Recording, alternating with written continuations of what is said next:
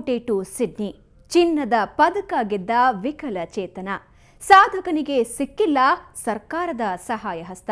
ಇದೇ ಈ ಹೊತ್ತಿನ ವಿಶೇಷ ಸಂಜೀವ್ ಸಾಧನೆ.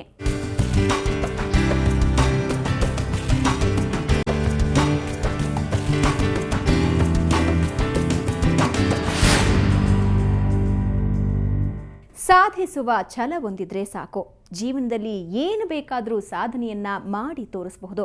ಈ ಸ್ಟೋರಿ ಕೂಡ ಅಂತಹದ್ದೇ ಸಾಧನೆ ಮಾಡಿ ತೋರಿಸಿರೋ ಸಾಧಕನ ಕುರಿತು. ಆತ ಬಿಜಾಪುರದವನು. ವಿಕಲಚೇತನನಾದರೂ ಇತರರಿಗೆ ಮಾದರಿಯಾಗುವ ಸಾಧನೆಯನ್ನೇ ಆತ ಮಾಡಿದ್ದಾನೆ.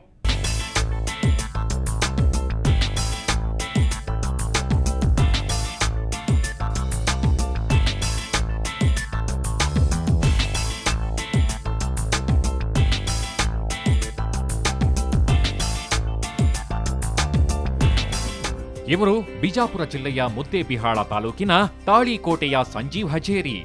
1 ವರ್ಷದವರಿದ್ದಾಗಲೇ ಪೋಲಿಯೋ ಪೀಡಿತರಾದ ಸಂಜೀವ್ಗೆ ಬಾಲ್ಯದಿಂದಲೇ ಆಸಕ್ತಿ ಬೆಳೆದದ್ದು ಟೇಬಲ್ ಟೆನ್ನಿಸ್ ಬಗ್ಗೆ.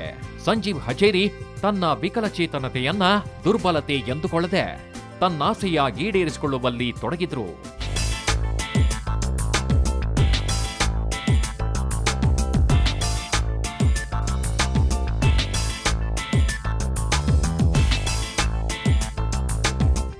ತಾಳಿಕೋಟೆಯ ಎಸ್ಕೆ ಕಾಲೇಜ್ನಲ್ಲಿ ಪ್ರತಿದಿನ ಸತತ 6 ರಿಂದ 8 ತಾಸುಗಳ ಕಾಲ ಅಭ್ಯಾಸ ನಡೆಸಿ ಆಟದಲ್ಲಿ ಪರಿಣಿತಿ ಪಡೆದುಕೊಂಡರು.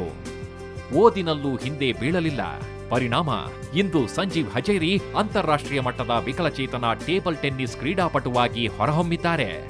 ಇತ್ತೀಚೆಗಷ್ಟೇ ಅಮನ್ ಜೋರ್ಡಾನ್ನಲ್ಲಿ ಜರುಗಿದ 6ನೇ ಅಲ್ವಿತನಿ ಟೇಬಲ್ ಟೆನ್ನಿಸ್ ಚಾಂಪಿಯನ್ಶಿಪ್ನ ಟೀಮ್ ಈವೆಂಟ್ಸ್ ವಿಭಾಗದಲ್ಲಿ ಕಂಚಿನ ಪದಕ ಪಡೆಯುವ ಮೂಲಕ ಭಾರತ ದೇಶದ ಕೀರ್ತಿ ಪತಾಕೆ ಹಾರಿಸಿದ್ದಾರೆ.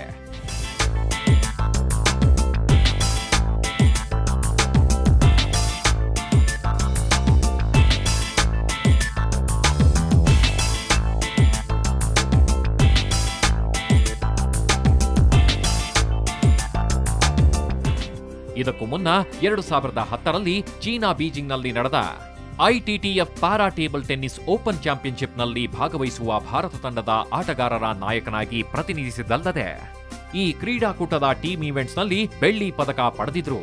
2012ರ ಚೆನ್ನೈನಲ್ಲಿ ನಡೆದ ರಾಷ್ಟ್ರೀಯ ಟೇಬಲ್ ಟೆನ್ನಿಸ್ ಓಪನ್ ಚಾಂಪಿಯನ್ಶಿಪ್ನಲ್ಲಿ ಚಿನ್ನದ ಪದಕ ಪಡೆದರು. ಇಲ್ಲಿ ನಾನು 2008ರಿಂದ ಟೇಬಲ್ ಟೆನ್ನಿಸ್ ಕ್ರೀಡೆಯನ್ನು ಆಡ್ತಾ ಇರುತ್ತೇನೆ.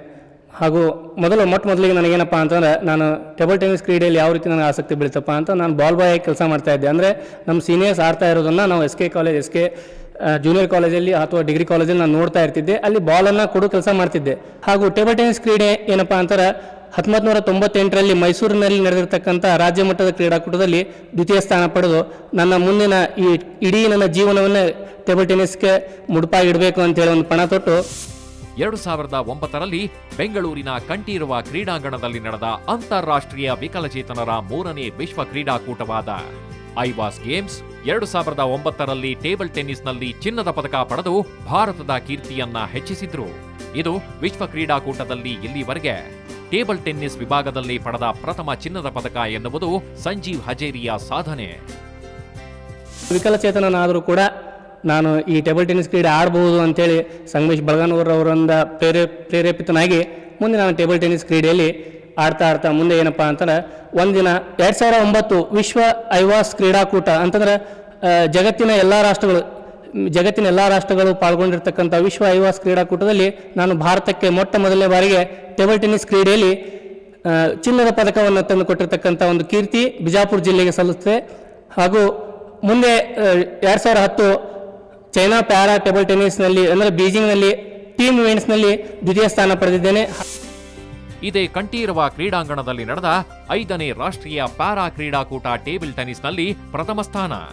1998ರಲ್ಲಿ ಹುಬ್ಬಳ್ಳಿಯಲ್ಲಿ ನಡೆದ ರಾಜ್ಯ ಮಟ್ಟದ ಕ್ರಿಕೆಟ್ ಮತ್ತು ಕಬಡ್ಡಿಯಲ್ಲಿ ಬಾಗಲಕೋಟೆ ತಂಡವನ್ನು ಪ್ರತಿನಿಧಿಸಿ ದ್ವಿತೀಯ ಸ್ಥಾನ ಪಡೆದಿದ್ದಾರೆ.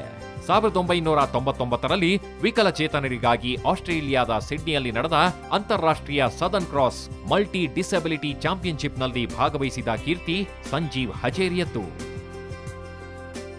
ಅಲ್ಲದೆ 2004ರ 4ನೇ ನ್ಯಾಷನಲ್ ಗೇಮ್ಸ್ನ ಟೇಬಲ್ ಟೆನ್ನಿಸ್ ಸಿಂಗಲ್ಸ್ ಹಾಗೂ ಡಬಲ್ಸ್ನಲ್ಲೂ ದ್ವಿತೀಯ ಸ್ಥಾನ ಪಡೆದಿದ್ದಾರೆ. ಇಷ್ಟೆಲ್ಲ ಹೆಗ್ಗಳಿಕೆಗಳ ಸಂಜೀವ್ನ ಸಾಧನೆಗೆ ಕಿರೀಟ ಎನ್ನುವಂತೆ ಐಟಿಟಿಎಫ್ ಪಿಟಿಟಿ ಲೆವೆಲ್ 1 ಕೋಚ್ ಪಡೆದ ಮೊದಲ ಭಾರತೀಯ ವಿಕಲಚೇತನ ಎಂಬ ಹೆಗ್ಗಳಿಕೆ ಈತನದು. ಜೀವನ ಅಂದಮೇಲೆ ಕಷ್ಟಗಳು ಇದ್ದೇ ಇರುತ್ತವೆ. ಅದೇ ರೀತಿ ಸಂಜೀವ್ ಜೀವನದಲ್ಲೂ ಸಂಕಷ್ಟಗಳು ಇದ್ವು. ಆದರೆ ಅವುಗಳನ್ನ ಮೀರಿ ಇವರು ಸಾಧನೆ ಮಾಡ್ತಾನೆ ಇದ್ದಾರೆ. ಈಗ ಮತ್ತೊಮ್ಮೆ ವಿದೇಶದಲ್ಲಿ ಚಿನ್ನದ ಬೇಟೆಯಾಡೋದಕ್ಕೆ ರೆಡಿಯಾಗಿದ್ದಾರೆ.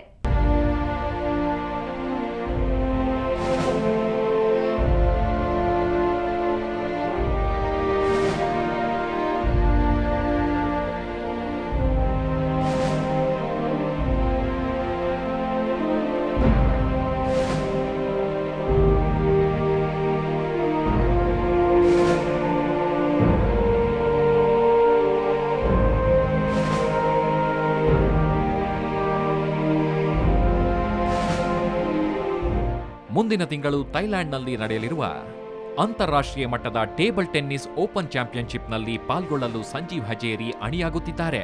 ಥೈಲ್ಯಾಂಡ್ನ ಈ ಕ್ರೀಡಾಕೂಟದಲ್ಲಿ ದೇಶಕ್ಕೆ ಚಿನ್ನದ ಪದಕ ತಂದುಕೊಡಬೇಕೆಂಬ ಬಯಕೆ ಸಂಜೀವ್ ಹಜೇರಿಯದ್ದು.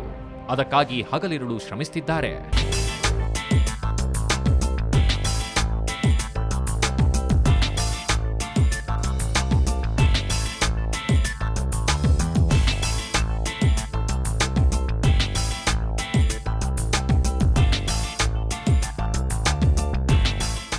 ನಮ್ಮ ಮಹಾವಿದ್ಯಾಲಯದಲ್ಲಿ 2 ಟೈಮ್ ಬಂದು ಕೋಚಿಂಗ್ ಕೊಡ್ತಾರೆ ಅವ್ರ ವಿದ್ಯಾರ್ಥಿಗಳಿಗೆ, ವಿದ್ಯಾರ್ಥಿನಿಯರಿಗೆ.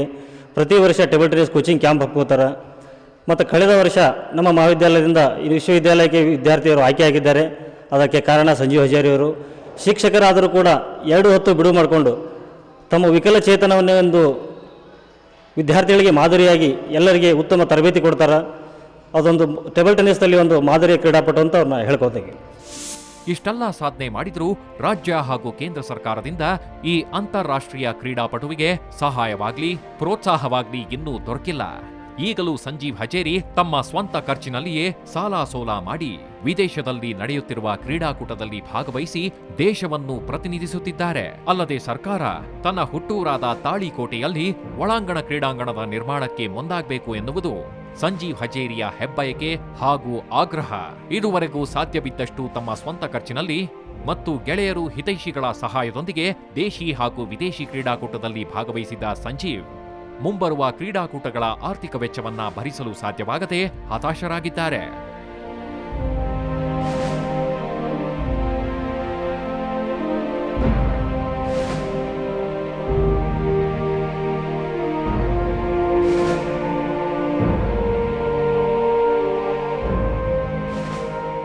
ಪ್ರಸ್ತುತ ಸಂಜೀವ್ ಗುಲ್ಬರ್ಗಾದ ಕಡನಿ ಗ್ರಾಮದ ಸರ್ಕಾರಿ ಪ್ರಾಥಮಿಕ ಶಾಲೆಯಲ್ಲಿ ಶಿಕ್ಷಕರಾಗಿ ಸೇವೆ ಸಲ್ಲಿಸುತ್ತಿದ್ದಾರೆ. ಇಂಥ ಗ್ರಾಮೀಣ ಪ್ರದೇಶದಲ್ಲಿ ನಮ್ಮ ಸಂಜೀವ್ ಹಜೇರಿ ಅವರು ಇಷ್ಟೆಲ್ಲ ಬೇರೆ ಬೇರೆ ದೇಶದಲ್ಲಿ ಆಟ ಆಡಿ ಗೆದ್ದು ಬಂದಿದ್ದು ನಮಗೆಲ್ಲರಿಗೂ ಸಂತೋಷ. ಆಮೇಲೆ ಅವ್ರದ್ದೊಂದು ದೊಡ್ಡ ಆಸೆ ಐತೆ, ಏನಂದರೆ ಇಲ್ಲಿ ಇಂಡೋರ್ ಸ್ಟೇಡಿಯಂ ಮಾಡಬೇಕಂತೇಳಿ ಸಾಕಷ್ಟು ಹೋರಾಟನೂ ಮಾಡಿದ್ದಾರೆ. ಮತ್ತು ಎಲ್ಲ ಮಂತ್ರಿಗಳಿಗೂ ಸಲ್ಲಿಸಿದ್ದಾರೆ ಮನವಿಯನ್ನು. ಇದು ಒಂದು ಇಂಡೋರ್ ಸ್ಟೇಡಿಯಂ ಆಗಬೇಕಂತೇಳಿ ಅವ್ರದ್ದು ಆಶೆಯನ್ನು ನಾವೆಲ್ಲರೂ ಸೇರಿ ಈಡೇರಿಸ್ಬೇಕಂತೇಳಿ ಇದು ಮಾಡ್ಕೊತೀವಿ. ಸ್ವಂತ ಖರ್ಚಿನಲ್ಲಿ ಆಪ್ತರು ಮಾಡಿದ ಸಹಾಯದಿಂದ ಹಲವು ಪದಕಗಳನ್ನ ಮುಡಿಗೇರಿಸಿಕೊಂಡಿದ್ದಾರೆ. ಇವರಿಗೆ ಸರ್ಕಾರದ ನೆರವು ಬೇಕಾಗಿದೆ. ಸರ್ಕಾರ ಇನ್ನಾದರೂ ಸಂಜೀವ್ ಸಾಧನೆಯನ್ನ ಮೆಚ್ಚಿ ಪ್ರೋತ್ಸಾಹಿಸಬೇಕಿದೆ. ಬಿಜಾಪುರದಿಂದ ಕ್ಯಾಮರಾಮನ್ ಸಂಗಮೇಶ್ ಜೊತೆ ರಾಜು ಪಾಟೀಲ್, ಸುವರ್ಣ ನ್ಯೂಸ್.